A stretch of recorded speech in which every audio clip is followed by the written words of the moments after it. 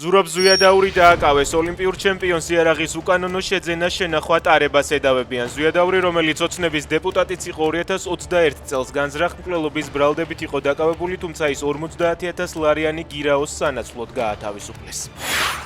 ალკოჰოლის არალეგალური წარმოების ბრალდებით გორელი ბიზნესმენი და მსოფლიო ჩემპიონი გიორგი კანდელაკი დააკავეს. ინფორმაციას მოზაიკა ავრცელებს. გამოცემის ინფორმაციით კანდელაკთან ერთად დაკავებულია გორის საკრებულოს წევრი ბურია გოგიჩაიშვილი. ფინანსთა სამინისტროს საგამოძიებო სამსახურმა დღეს გორში 7 პირი დააკავა. უწყების ცნობით მათი არალეგალური საწარმოდანსა და წლების განმავლობაში კუსტარულად ხდებოდა სხვადასხვა დასახელების ალკოჰოლური სასმელების ჩამოსხმა. 75,127 ბოთლი ალკოჰოლური სასმელი და 318,000 კოლოფი უაქციზო სიგარეტი ამოიღეს.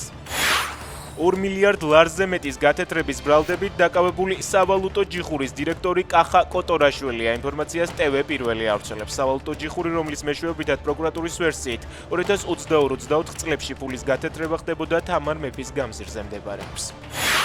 რუსთავში დაკარგული 16 წლის მოზარდი გარდაცვლილი იპოვეს. ინფორუსთავის ინფორმაციით ცხედარი მაშველებმა მდინარე მტკვარში რამდენიმე დღიანი სამძებრო სამუშაოების შემდეგ აღმოაჩინეს.